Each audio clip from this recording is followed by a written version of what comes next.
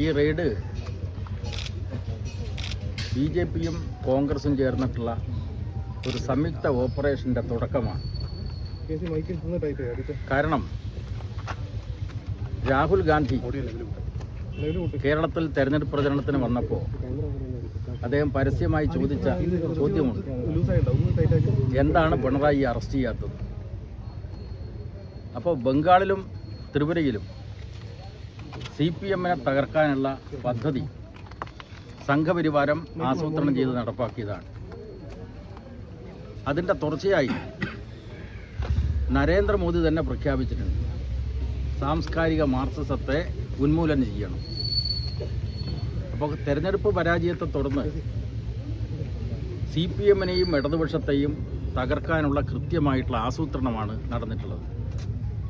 കഴിഞ്ഞ ദിവസമാണ് മോദിയും മേനോൻ സതീശനും തമ്മിലുള്ള കൂടിക്കാഴ്ച നടന്നല്ലോ. അതിൻ്റെ തൊട്ട് പിറ്റേ ദിവസം പിണറായിയുടെ വീട്ടിൽ റെയ്ഡ്, തിരുവനന്തപുരത്തെ വാടക വീട്ടിൽ റെയ്ഡ്, അതുപോലെ റിയാസിൻ്റെ വീട്ടിൽ റെയ്ഡ്. ഇത് കൃത്യമായിട്ടൊരു പ്ലാനിങ്ങാണ്, ഒരു ഗ്രാൻഡ് ഡിസൈൻ. അത് സമൂഹം തിരിച്ചറിയും എന്നാണ് ഞാൻ വിശ്വസിക്കുന്നത്.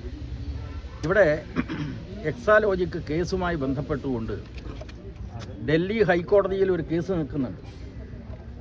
ആ കേസിൽ വിധി പറയുന്നതിന് മുമ്പേ ആ പരിഗണനയിൽ വന്ന ജഡ്ജിയെ മാറ്റി ഇപ്പോൾ പുതിയ ബെഞ്ചിൻ്റെ പരിഗണനയിലാണ്. ആ വിധി പറയുന്നതിന് മുമ്പേ കേരള ഹൈക്കോടതിയിൽ നിന്ന് അന്വേഷണത്തിന് അനുമതി വാങ്ങിച്ചുകൊണ്ടാണ് ഇപ്പോഴത്തെ അന്വേഷണ നടപടികൾ. ഈ ED